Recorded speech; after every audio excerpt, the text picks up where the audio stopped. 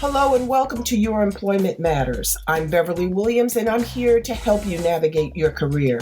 This is for anyone who's searching for their dream job or promotion, or perhaps you're just looking to hang on to the job you have. Today's work environments are multi-generational, multi-religious, multinational, multiracial, and multi-gender identity. Add market disruptors like Amazon and Lyft, along with the addition of AI, and it's easy to see why finding and keeping a job is such a challenge. Employment success and even employment survival depend on your ability to adapt. That's why my goal for this 30-minute podcast is to first advocate embracing change and differences, and second, to encourage you to proactively assume responsibility for your career. Get your work week off to a good start by listening to Your Employment Matters every Monday. Find out how to own your career and get the best practices for making your employment matter.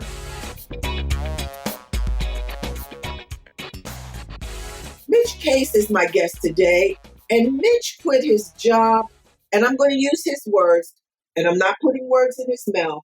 He quit his job, quote, to help employers avoid their employees and colleagues doing the same, close quote. Now, given all the media coverage about the Great Resignation and the challenges I hear that employers are confronted with in connection with retaining employees, perhaps Mitch Case has found the answer to the employee retention issue. I don't know. We're going to hear from him to see whether he solved the problem. Now, before he quit his job, let me tell you what he did for over 9 years. He's one of those STEM people. He worked as an engineer for over 9 years. And according to Mitch, the money was great, but there was something missing. There was a void. And that's why he quit his job to build a business, to become an entrepreneur on a full-time basis. Mitch founded More Than a Meal. I won't explain to you what it is. I'll leave it to Mitch to tell you about More Than a Meal and his other passions and interests. Welcome, Mitch, and thank you for joining us today. Thank you so much for having me, Beverly. I'm incredibly excited to have this conversation. And I will have to say, I don't know that I have solved the problem of employee retention, but I like to think that we have a little bit of something to do with helping some of those great organizations that are looking for ways to increase their retention. I think they'll be more than receptive to any suggestions that are reasonable and plausible and that might work, because if I believe everything that I'm hearing and reading, it's really a challenge. But as we discussed a little earlier, employers are interested in retaining critical talent. And that's a phrase I've heard or read somewhere. And unfortunately, I don't remember the source because I would give the source attribution. But those are not my words. Those are the words that I saw somewhere or heard somewhere.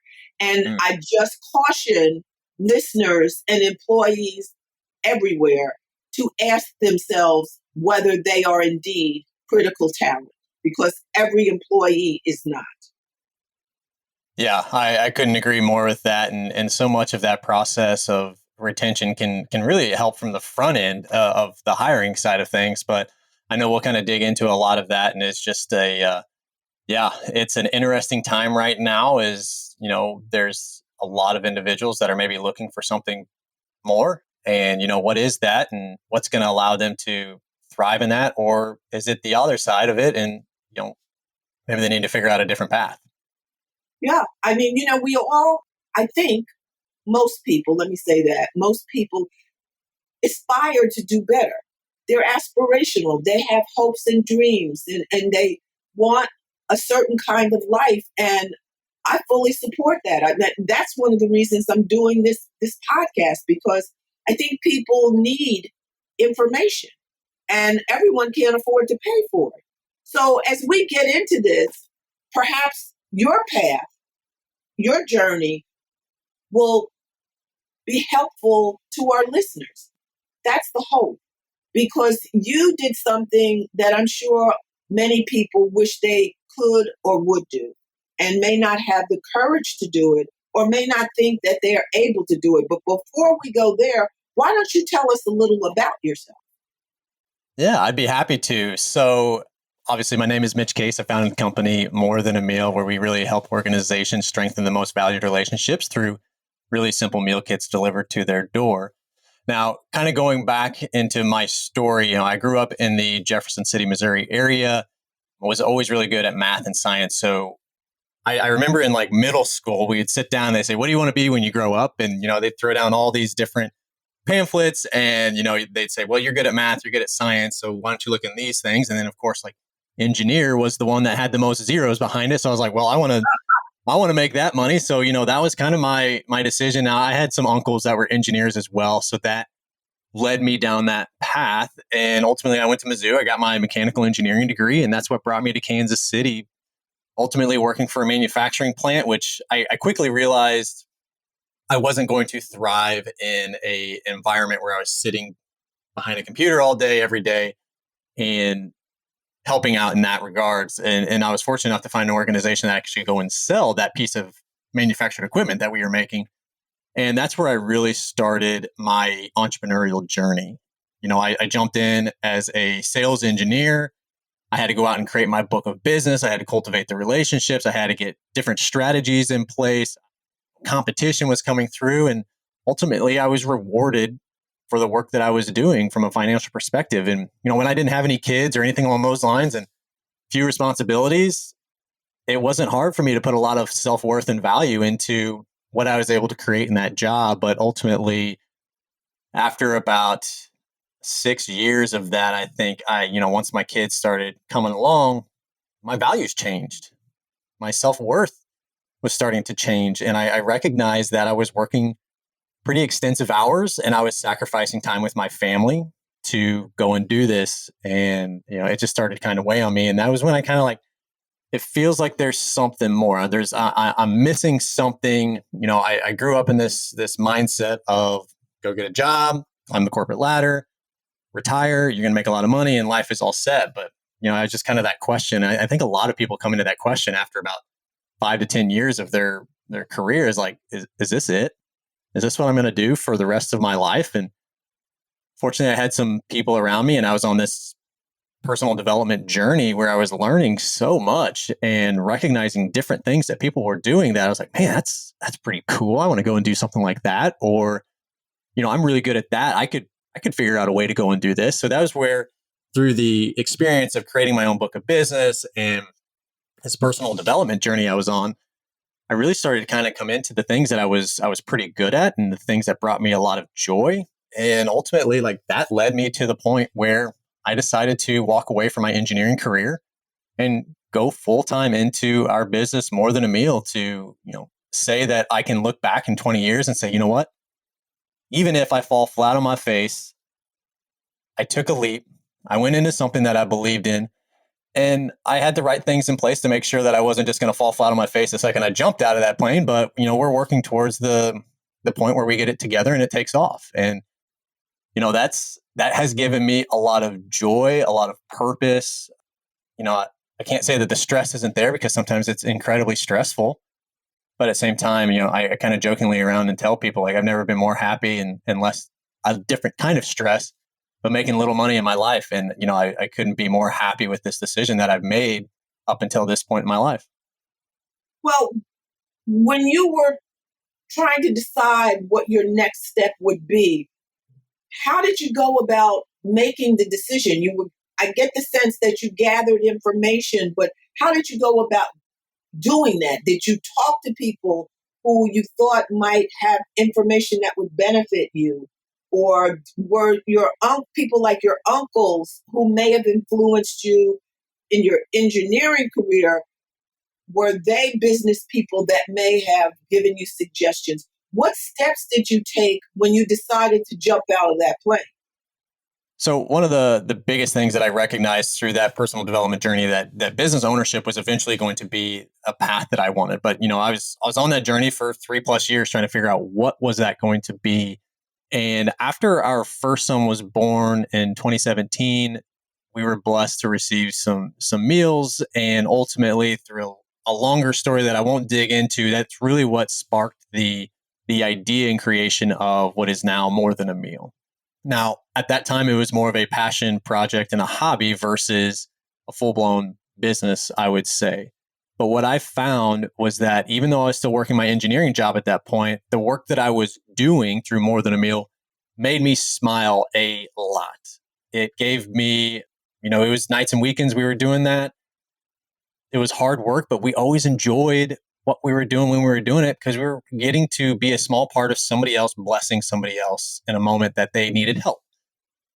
And, once I started seeing that this was bringing me a lot more joy, it was just kind of an easy path for us to say, look, if this is a way that we can go out and continue to serve other people with the gifts that we've been given, and we can make it viable for our family to live a comfortable life off of, then let's see what we can do. And, that was, like I said, it was back in 2017 when we started this and kept rolling. But some really big moments for me personally, as I was going through that journey, and before we made this a full-blown business, was several different individuals, advisors, mentors, whatever you want to call them, that I had gotten to know. I really went on this huge networking path and really wanted to meet a lot of people that have done what I have done.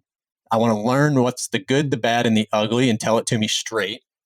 And ultimately, I was able to get in front of a lot of really good people that had kind of been in that same position as me, but they were 20, 30 years down the road. And, they had made a success of what they had done, but they even tell me a lot of the failures in between. So it was nice to kind of hear from that. But there was one individual in particular that I remember I was talking to him, like, we got this business. It's not doing, it's not taking off by any means, but it's given me a lot of passion and purpose. And I really enjoy what I'm doing. And he's like, well, I can tell you from what I'm doing right now and listening to you is that, and he used these words, and I need to put them up on my wall. He goes, you are not all in.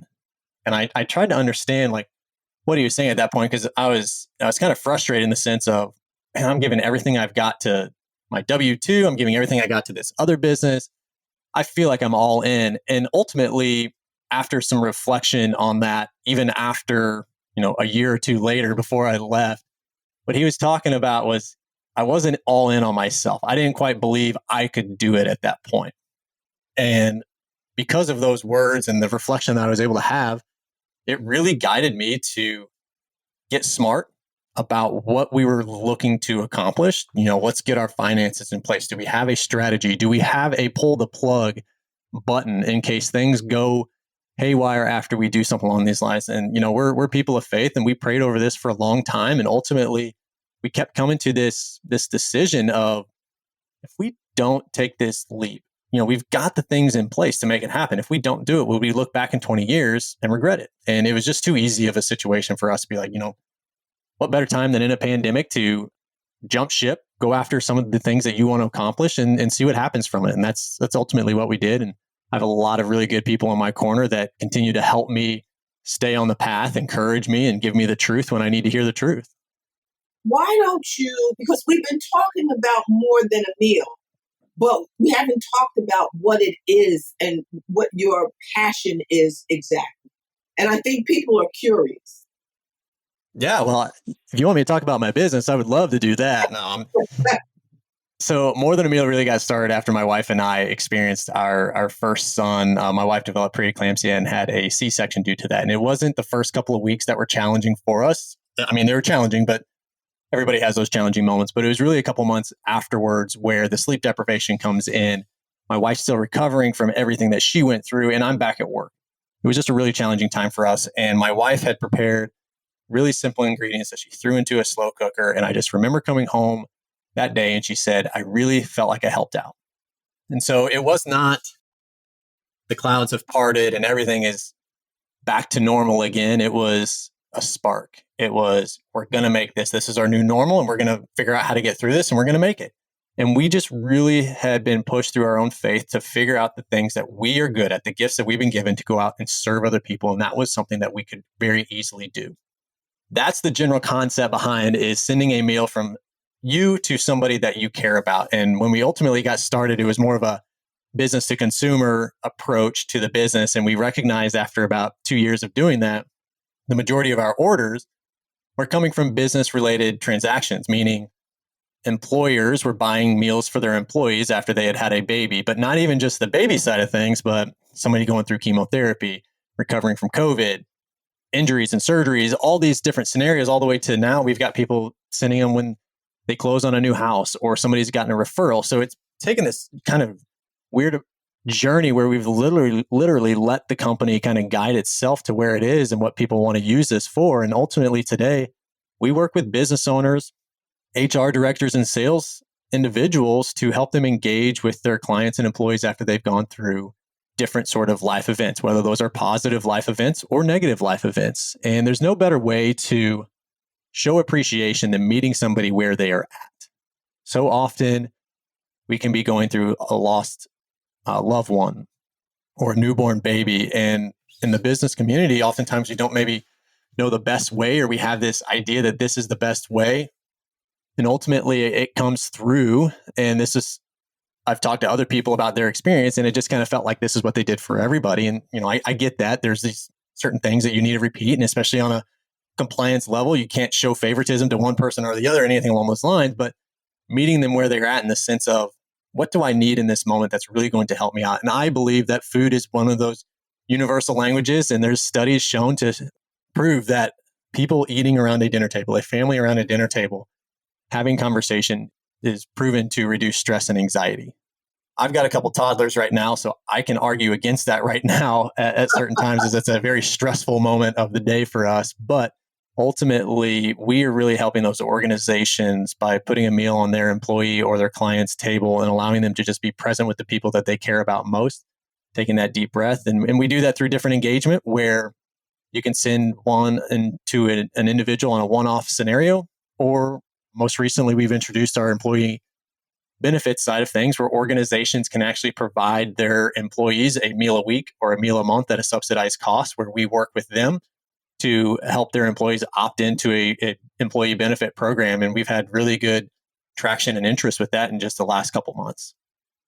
When you think of the schedule that many parents and single people also, but parents with children, school-age children have, and there's homework. After you get home from work, there's homework to be done. There are baths to be taken.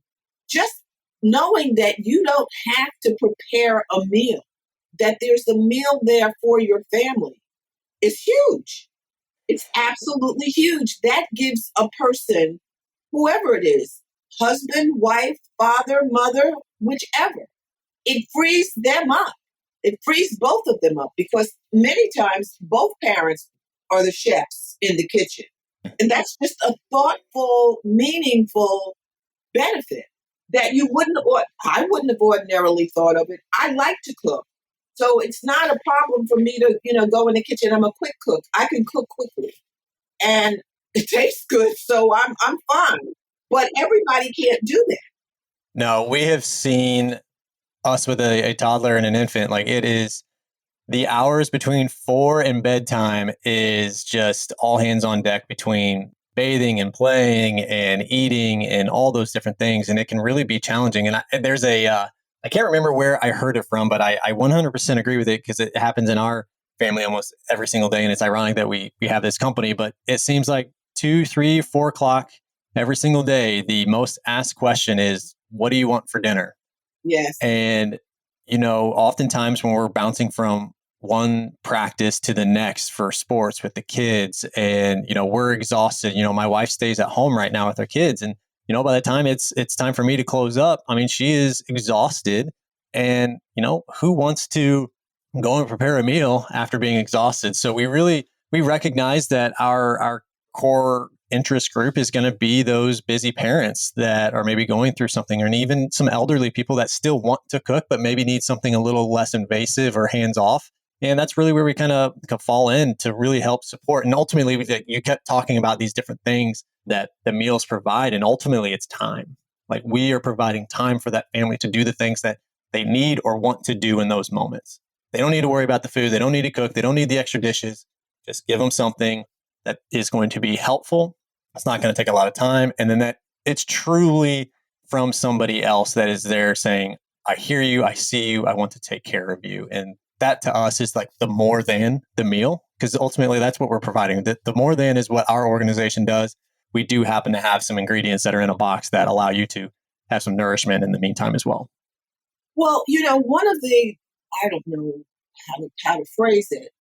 I've been surprised over the years, food allergies. How do you deal with those? Because, whether it's a nut allergy or a gluten intolerance or lactose intolerance, there are all kinds of food related challenges.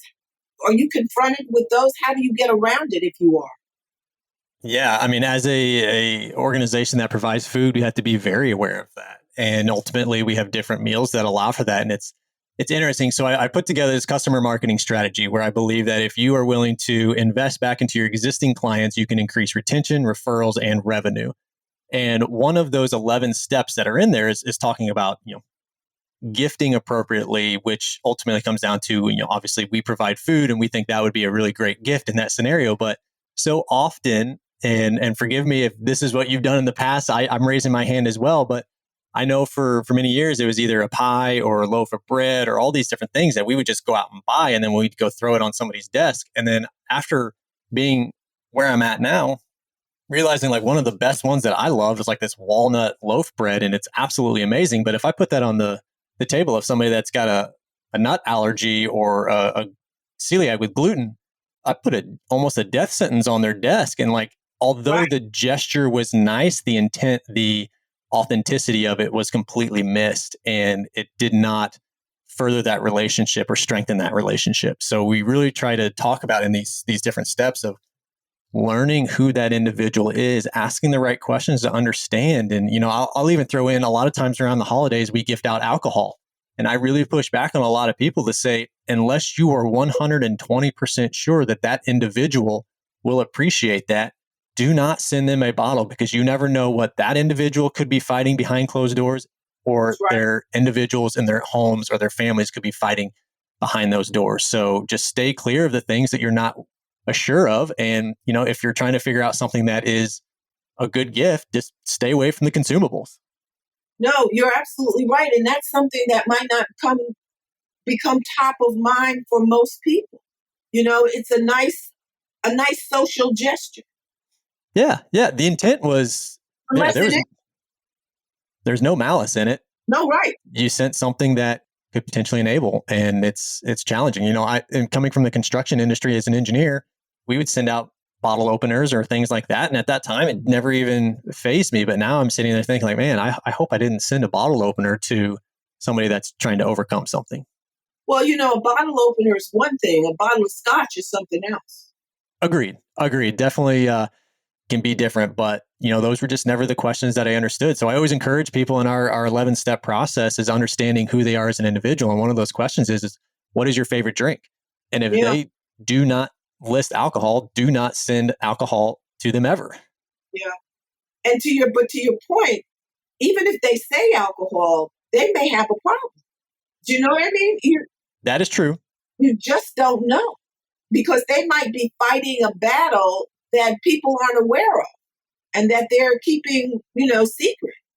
These kind of questions popped into my head because I know especially young children have developed food related allergies, and it's been a challenge to get kids to eat the way we'd like them to.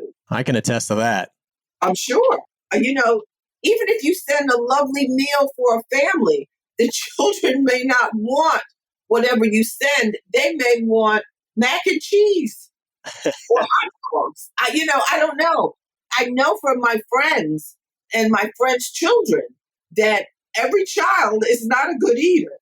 Yeah. And anybody that tells me their children is a good eater, I have a lot of questions. No, but Oh, man. you picked up the gauntlet and you've been successful at what you're doing. So, you're to be commended. I think it is such a lovely way to support people during whatever it is that they're experiencing, whether it's a happy occasion or a sad occasion. Yeah. Yeah. Food always works. Everybody's got to eat. Everybody has to eat. And oftentimes when you're going through different times of adversity, some of the things that you think about last is, taking care of yourself. And, Yes. this is a really simple way, it's, as my wife and I have had our first couple kids and we've got another one coming very, very soon, there's this weird thing of when people ask, like, how can we help? We don't know how to answer that.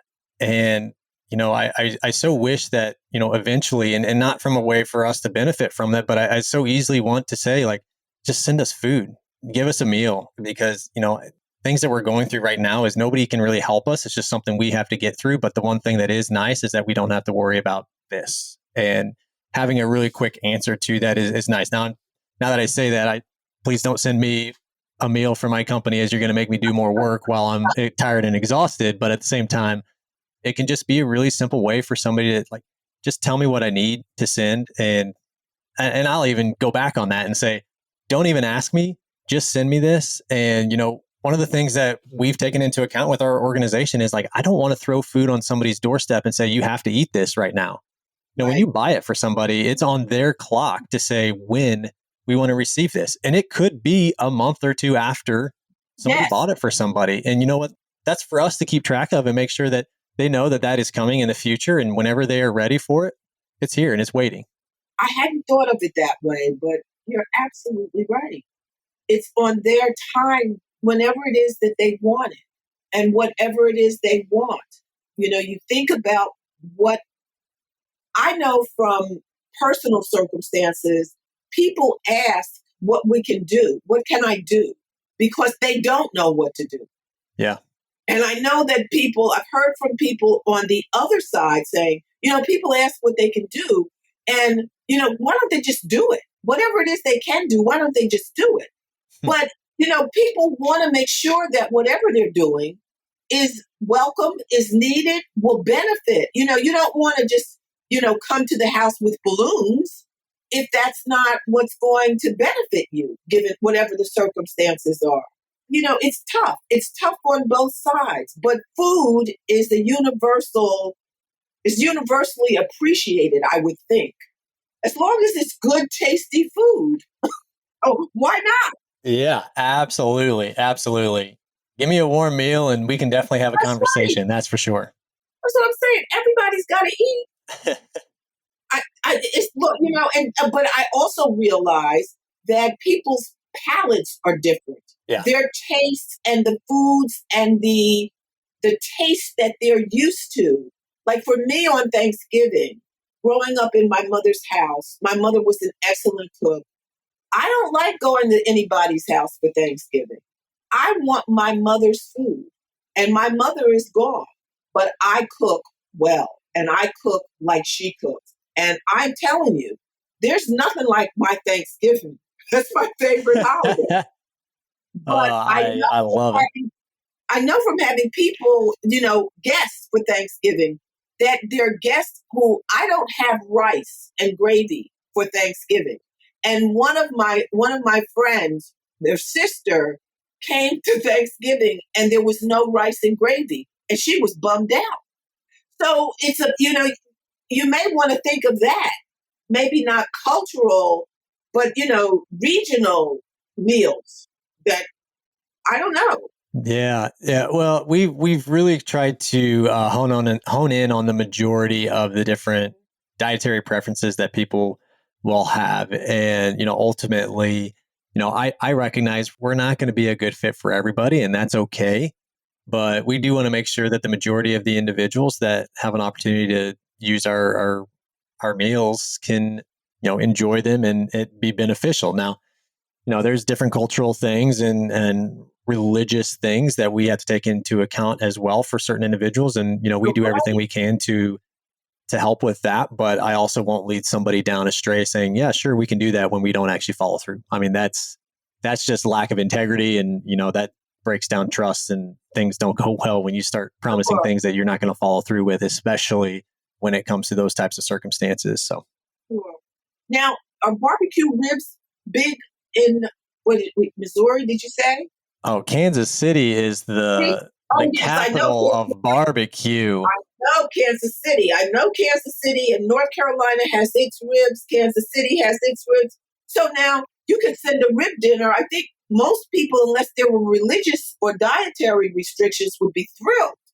Yeah, I would say the majority of the Kansas City area would not be upset about receiving a rack of ribs from anybody in that scenario. Now, one of the things that we utilize within More Than a Meal is that everything is fresh, raw ingredients. So you do have to cook that when you get to your house with our meals. That said, everything is cooked in a slow cooker or an Instant Pot. And the reason that we have individuals cook those meals, although it is less than 5 minutes of prep, it's hands free cooking. There is a sense of empowerment when you are the one to provide the meal for your family. When my wife said she felt like she had really helped out that day, that was the changing moment. It wasn't the food that we ate; it was her actively providing for her family in that moment when she felt like she wasn't doing well. That was the piece for us. And that's what we really want to have these meals be, is that most of the people that are using our meals are going through some sort of transition in life. Right. But it's those moments where you can say, even during these tough or happy transition moments, I was the one that was able to provide for my family in this moment. And now, because of what I've accomplished, maybe that leads them to accomplishing more the next day and the next day and the next day and getting beyond whatever situation they may be going through. And I realized, sometimes it's just somebody going into a new house and they can't find the pots and pans and they just need something simple. Like that works too. But for someone that's lost a loved one or going through the sleep deprivation of a newborn baby, like there are moments where it's just incredibly encouraging, empowering to be the one versus just getting something again. Mitch, what advice would you give someone who is at a crossroads and is considering making a move, maybe becoming an entrepreneur, because they identified a passion, some way they could make a contribution similar to what you've done that would benefit people, contribute to the betterment of a person's situation, whether it was, as I said, a happy occasion or a sad circumstance. What advice would you give them as they're making this, trying to make the decision as to whether to move forward or to stay where they are? There's a lot of things to uncover in a lot of that. And I'll try and keep it somewhat short in the sense of, what I've kind of learned on the other side, but as well as what other people had mentioned to me before I did make this jump is, if the very real sense in the fact of, if you're doing whatever you want to go do to make money, if that's your goal is to go out and create money, you're going to burn out very, very quickly. That is where the purpose, the passion, whatever, I know that's like everybody talks about, go out and find the thing that you love to do and you'll never work a day in your life. It's not true. If you go out and do things that you love and enjoy, you're going to have a lot of fun doing it, but there are still bad days. And if you don't have the purpose behind what you are doing and it's focused purely monetarily, I fear that you will burn out. And on the other side of that thing is to understand that you won't take a paycheck longer than you think. You can think that maybe you'll have a paycheck in 6 months. I would bet a little bit longer. I've talked to a lot of people that have over a year, 2 years, 3 years before they are able to pay themselves through their business. So this is not a jump out, figure out what you want to do and go and create something and you'll be fine. It's, there's a plan, there's a method behind all of this. And ultimately, our business was operating 2 years before I even had this idea in my head that maybe it's something I could transition out of my engineering. And ultimately that was because there were certain things that had occurred and things that had been proven and things that I saw that we could do even better that could potentially allow us to be in this position where we could create this business off of it and I could leave the engineering world. So there was a method to it. There was a plan to it. And ultimately, I think the biggest thing for me that's been one of my biggest assets, especially here in the Kansas City area, is just the network that I've been able to build. So I would encourage anybody that is thinking about jumping from their employer to go in and do their own thing is have a plan in place, understand why you're doing what you want to do, and go and meet and talk to as many people as you possibly can. Try and add value to them. What is it that they would like to learn or need and all that, so you can actually provide something for them while you're asking them questions of what did you do? Why did you do it? What are the things that are unexpected? Because I think me knowing that going in has allowed me to say, you know what, that person told me this would happen, or that person was right, that this was going to take longer than I thought it would. And it allows you to keep moving forward because the things that people had spoken into you were truth and not just pomp and circumstance. No, I wish I had talked to you or someone else before I started my business, because in retrospect, I now know that what you just said is absolutely the truth. I had to ask myself, did you do what you did because of hubris? Did you think that you knew so much that you could do it without, taking the steps that you described, Mitch? But it wasn't that. My situation was different. Someone had promised me a platform that would have been allowed me to further my objective. Mm. And then he passed away unexpectedly. And I have to keep remembering that because, see, I'm not a risk taker. Wow. A 9 to 5 was never a problem for me. I liked getting a paycheck, as the kids on television say, on the regular. Okay. I like to have that paycheck every 2 weeks, every month, whatever the schedule was, because I had to stop and think, Beverly, how did this happen? And it was an unexpected demise. And I just kept going and kept going and kept going. And things have just happened, that have been unexpected. My first book was self-published and I wanted to update it, and I didn't want to pay for it myself. And out of the blue, someone contacted me on LinkedIn and asked if I would be willing to write a book. And I thought it was a scam. Yeah. I'm not very trusting. But I said to myself, I said, wait a minute, you can get in touch with her. You're a lawyer. You're not going to sign anything. What's wrong with you? So I contacted her, and then she said I should get in touch with this guy in the UK. And then I knew it was a scam. But I got in touch with him, and it wasn't a scam. It was a legitimate publishing company that wanted me to write a book. Wow.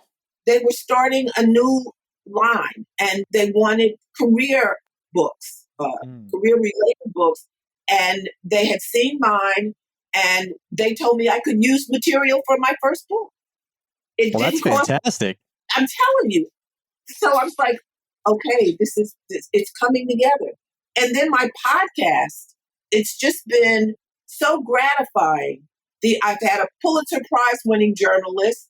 I've interviewed an Olympian, although his interview didn't record well. So I made reference to his interview in the book as opposed to the podcast. Yeah. Just a wealth of, an actor who had a recurring role in Orange is the New Black. Just been, a rock star, a rock star. Who knew? Was that me? No, I'm just kidding. I wish I was. I play the drums, but that's all I got. You're an up and coming rock star. Oh. You're an up and coming rock star. Now, this guy, I'd never heard of the band. His father is my dentist. But when I mentioned it to when I mentioned the band's name, it's Modern Baseball. My goddaughter screamed. And I said, what do you know about them? She said, one of her best friends, that's her favorite group. Wow. So, it's just, it's like, never know. The perfect storm, the confluence of things coming together. And it benefits people. It's free information about networking, about being an entrepreneur and the steps you should take, about things you should think about before you leave your job. The people that I've interviewed are from all over the world, all over the country. I wanted to make sure that it wasn't a right side or a left side. I wanted to make sure it was people from, the Northeast, the Midwest, the Southeast. I just haven't gotten Hawaii and Alaska. Those sound like more in-person interviews to me. Well, at least the Hawaii is. What I love about all of that is it all started from you being open-minded and willing to have a conversation with somebody, even though it felt like it might have been a scam. You took the time to hear somebody out. And I recently had a friend tell me His name's Jamie. He's got a nonprofit here in the Kansas City area. He's doing incredible things, but he talked about learning the 90%. So he really equated it to an iceberg. So often we sit there and we judge people based off of the 10% that we can see. So we looked around in this coffee shop and he said, whether we like to say it or not, we judge this person based off of the 10% that we can see. But so often we have to have a conversation like this to learn the 90%, to learn that you don't like taking risks and that you did. And ultimately your partner had unexpectedly passed away. Like, I would not have known that if we didn't have the time to have these types of conversations. And now it's led to you having conversations with rock stars and Olympians and Pulitzer Prize winners. Like, that is incredible, all because you were open-minded to take the time to say, I appreciate you reaching out. I want to learn more about you so that I can hear your story. And, that's so much of just what we continue to tell people is you don't have to have a business conversation every time somebody reaches out to you, or everybody is going to try and get something from you. Now, granted, there's people out there that will do that. And I'm definitely the type of individual that will trust first until you've proven to me that I can't trust you, which can somewhat be a fault at times. But ultimately, like, I truly seek to hear somebody's 90% of them. And then if something works out from a business side, that's fantastic. If it doesn't, I can guarantee you that I've never walked away from a conversation saying that person is a waste. Like, Yeah. that is just inhumanely so far away from what we are innate as human beings. It's like, we truly want to learn people and serve people and help others. So why not take the time to hear somebody out for 5 or 10 minutes? And you never know. You never know what that can lead to. In fact, you, Mitch, I found out about you from a friend that I hadn't seen in a long time, but we were at a wedding recently, and she texted me. She said, I just saw this guy on some local television show. And she said, I think you need to get in touch with him. He may be somebody for you to interview. Maybe there's some synergies there. And I said, why not? I guess you're right. I'm more open than I was before. I'm open to the possibilities. Yeah, obviously there are conversations where you've talked to somebody like, well, this isn't going anywhere. We're not hitting it off or anything along those lines, and that happens, and that's totally fine. But if you can truly get to know people and hear their story and understand what their true desires are and passions are, you'll really find. And this is just how my network exploded, was the fact that I really consciously, purposely tried to get to where, there's I forget the book that it comes from, but the acronym FROG. So you're talking about family, recreation, occupation, and goals. FROG. It's a really easy way for me to remember, all right, I'm sitting down with somebody new. These are the 4 categories that I can talk with if the conversation is dying or whatnot. And so often I really try to remove the occupation side of that, because I want to understand their family, what they do outside of work, and their goals. Because if you can really start getting them to open up about that, you can really get to know somebody really, really well. And whether or not business ever comes from it or occupation ever comes from it, just let it be. Take the time to slow down and get to know somebody. Everything else will follow. But so often, we're in this instant gratification world where we got to cut straight to the chase. Otherwise, it's a waste of our time. I would tend to argue the opposite sometimes. And, we don't always tend to create win-win situations. It's like, what is it? What's in it for me? Or what can you do for me? Or I need a job. People don't think about, okay, you need a job. What do you bring to the table? Then it's, what can you do? You need a mentor. The person's mentoring. What can you do for your mentor? It shouldn't be a one-way street. It should be give and take. Give and take, give and take. There should be reciprocity. At least I believe. Should, but without the expectation is what I would say. When you have a true relationship, like, without the expectation of getting something in return, you're really going to provide value to somebody. And ultimately, if you continue to put that out there. Not only excuse me for interrupting you, Mitch, but you're fine. Expectation, it's not the requirement. It's not required, but you should think of giving as well as receiving. And then it's a win-win. No one feels taken advantage of. No one feels used if it's both sides getting something. That's the way I try to look at it.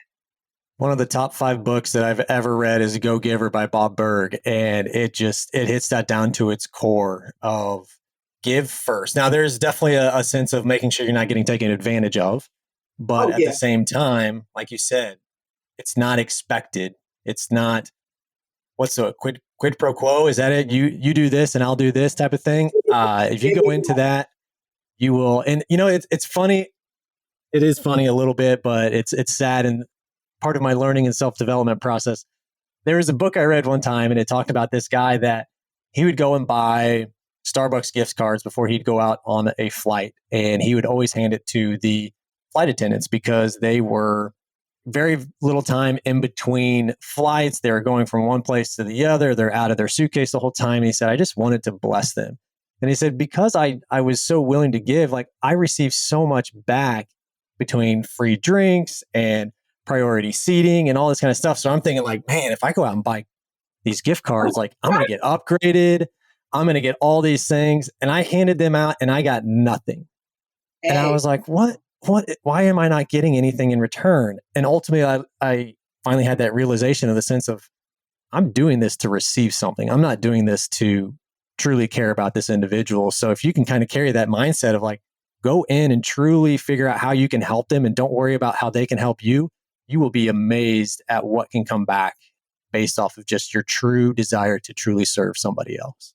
I agree. My grandmother used to say, you'll never get anything with your fist clenched. Keep your hand open so that you can give and you can help and it will come to you. Your blessings will come to you. And I found that she's right. Takes time sometimes, but I have to agree. I have to agree. Well, if you know any corporations that might be willing to donate, to buy the copies of my books to donate to underserved communities, please tell them to get in touch with me because that's my next mission. So many people are out here looking for work because they think that, there's a job out there for them. Hopefully, before they do that, they will stop. And to your suggestion, they'll come up with a plan of how to proceed because they need to be strategic.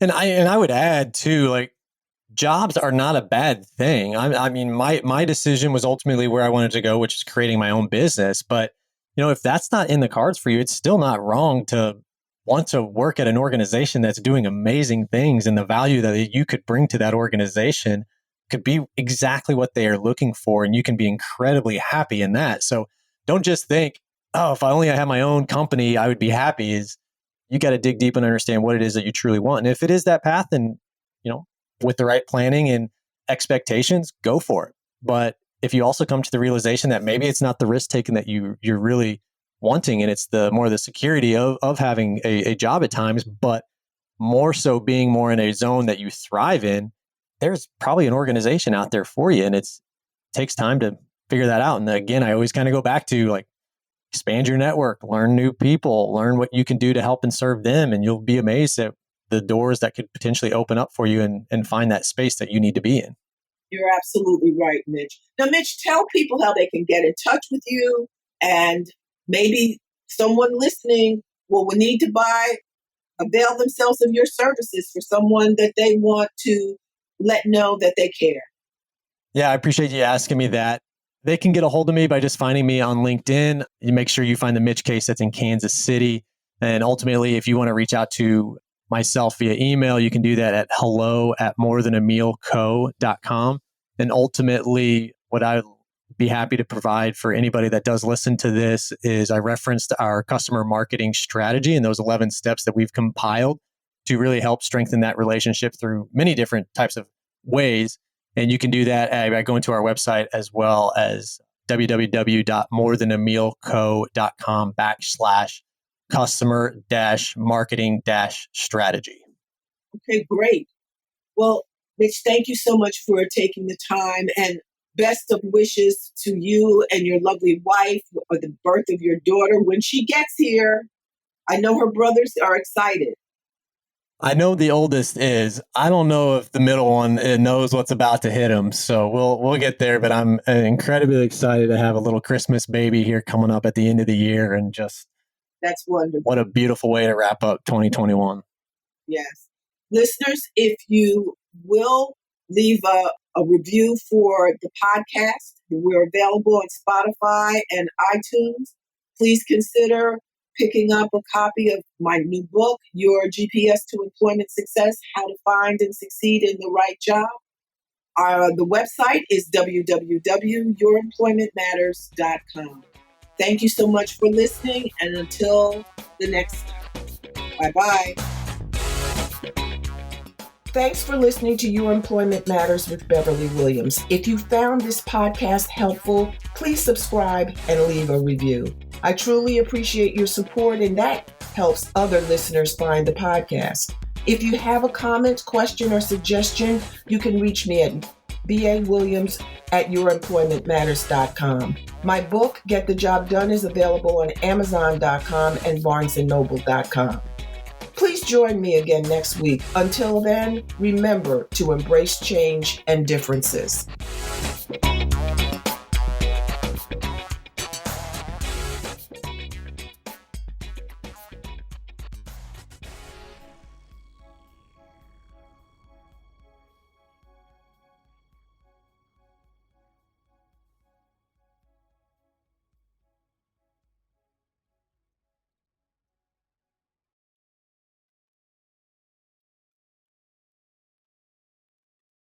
This podcast is part of the Sound Advice FM network. Sound Advice FM, women's voices amplified.